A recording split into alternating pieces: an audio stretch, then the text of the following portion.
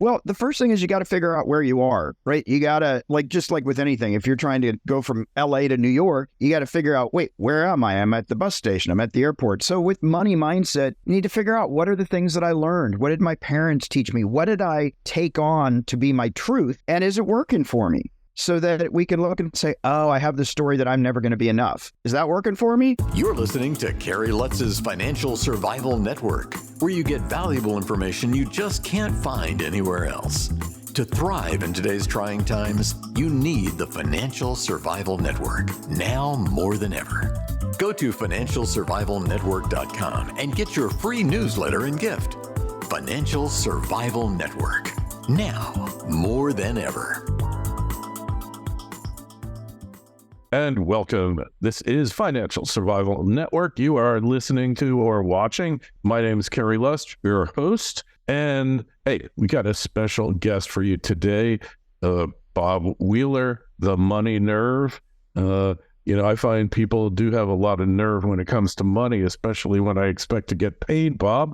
But hey, welcome to the show. Thanks for having me, Kerry. Great to be here. Hey, so first, what is the money nerve? I don't think it's quite what I described, but how do you define it? So money nerve, we react to money viscerally, right? We win a lottery ticket. We're like, whoa.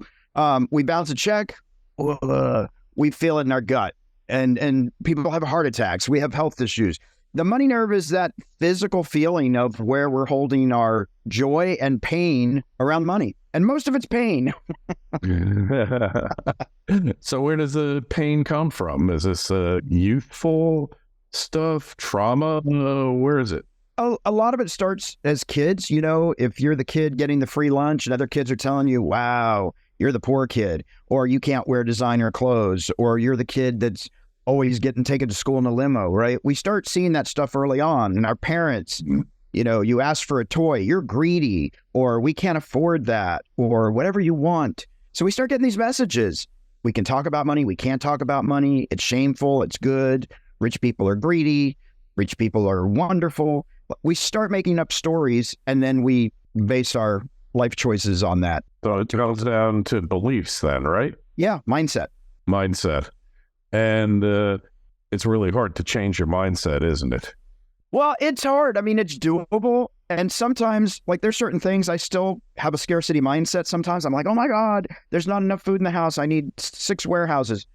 I can laugh at it, but I still have that, is there enough? All right. So I don't let it guide me. I don't let it, drive my life, but I'm aware of it. Yeah, it's there. It's always there lurking in the past. So what is the best way to overcome it, to rise beyond your mindset?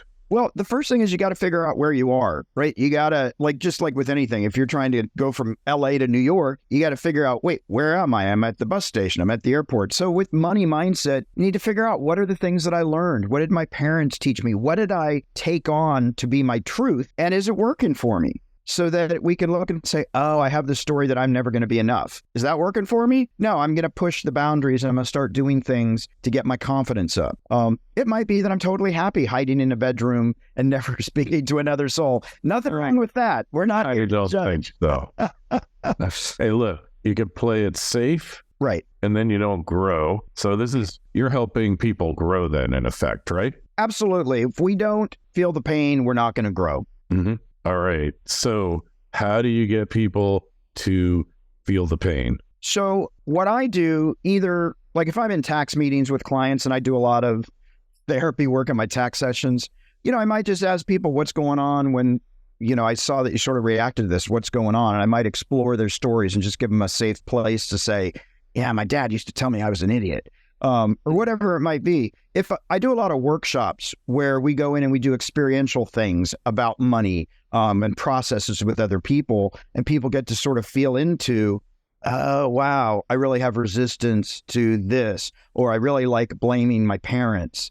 I don't want to take responsibility. And so I do different things to try and shake up the emotions to get people really starting to think about, oh, how does gender play a role? How does my sexuality play a role? How does my economic status play a role? How does my religion play a role? Any of those things, to just start Oh, wow. That had impact. That had impact. Okay, so we get to the bottom of this, but then there's an old joke.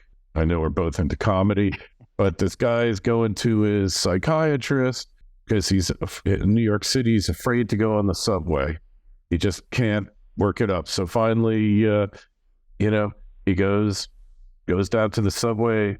First train passes. He can't get on the second train, the third. He leaves the subway, goes back to his shrink and says, doctor, I'm still afraid of subways. I mean, bad joke, but it's a psychiatrist joke, so you got to expect it to be bad, right? Exactly.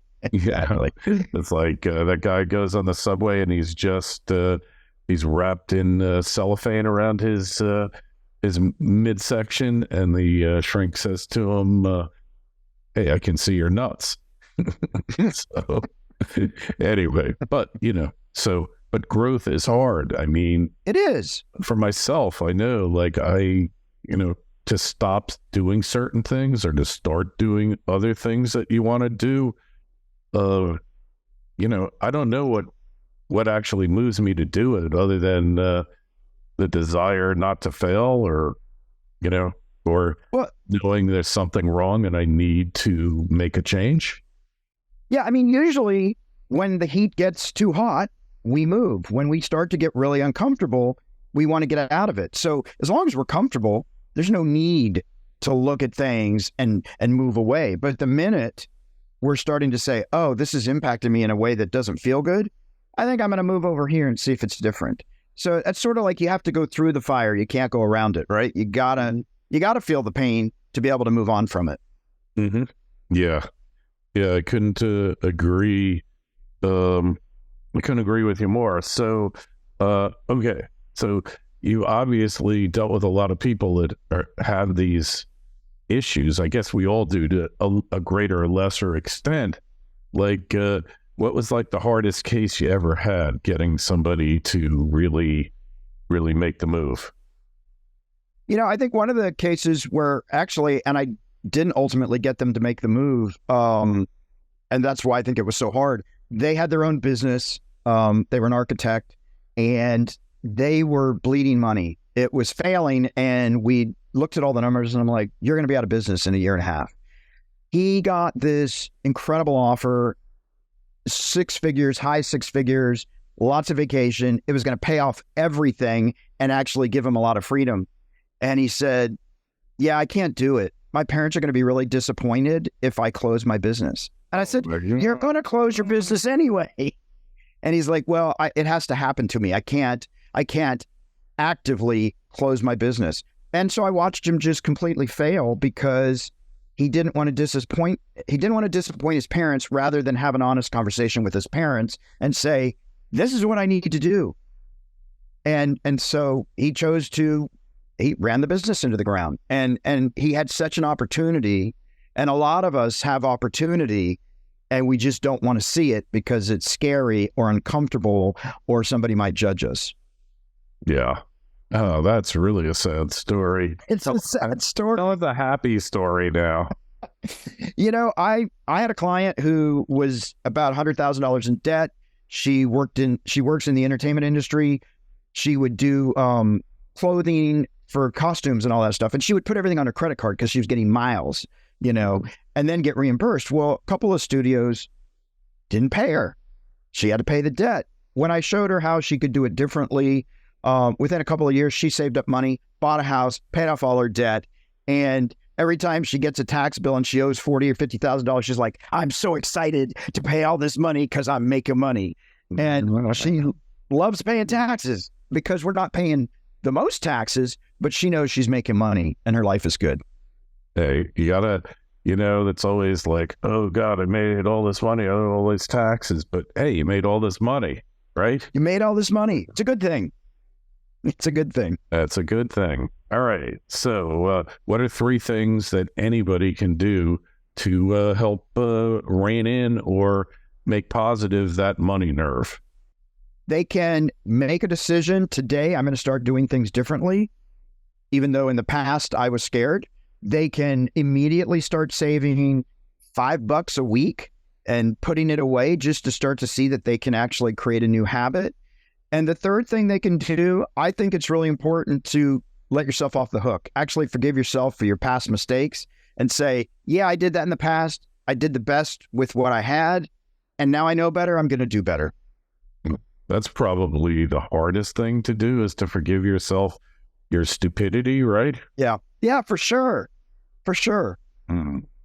Yeah, that's a tough one. All right. Well, hey, it's hard to get beyond those mistakes that you make, but you wouldn't be the person you are if you didn't make those mistakes, would you?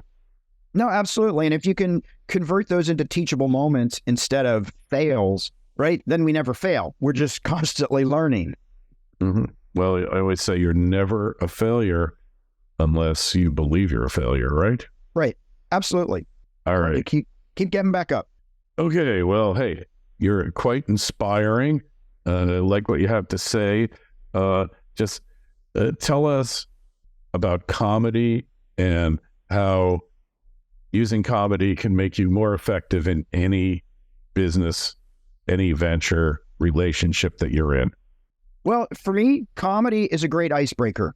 When I'm trying to work with clients, tax clients, and things are tense, I can throw out a joke. I can tell a funny story that might happen to be paralleled with their life, and they can hear that story because it's not them, and they'll say, wait a minute, that's me. Oh, maybe. Right. So for me, comedy, it also transcends language. I've traveled a lot, and I've been to countries where nobody speaks English, but I can be playful, I can joke, and it just is a connector to a lot of people when we're willing to say, yeah, I want to have some fun. Like, I want to do things, I want to accomplish things. And for me, the whole purpose when I'm doing business, when I'm doing anything, I always ask myself, am I having fun? Because if I'm not having fun, what's the point? Yeah, I so agree with you. When it starts not becoming fun, then it's time to move on. And I've actually done that in a few businesses before. Hey, people are definitely going to want to find out more about you, Bob, your podcast, your book. Tell us how we connect with you on the internet. Yeah, absolutely. It is themoneynerve.com. The Money Nerve, not nerd. I'm a nerd, but it's themoneynerve.com. And my podcast is Money You Should Ask. All of that is on the website, The Money Nerve. My books, I've written a couple of books, a children's book and the Money Nerve book. And we've got a lot of free resources. We always love talking to people about money and their mindset. All right. Hey, this is great having you on. Really appreciate the kind words, the inspiration. It's definitely inspirational. No matter how low you fall, you can always go lower, but you can always raise yourself up as well. If you got a question for Bob or myself, shoot me an email, kl@kerrylutz.com. Link to Bob's site. You'll find it in the show notes to this interview on financialsurvivalnetwork.com. And please sign up for a free newsletter when you click it. Bob, total pleasure. Thanks so much for stopping by. We'll have you on again. Great, Kerry. Thanks. Have a great rest of your week. Thanks for listening to Kerry Lutz's Financial Survival Network, your solution to today's trying times. For the latest, go to financialsurvivalnetwork.com. Financial Survival Network, now more than ever.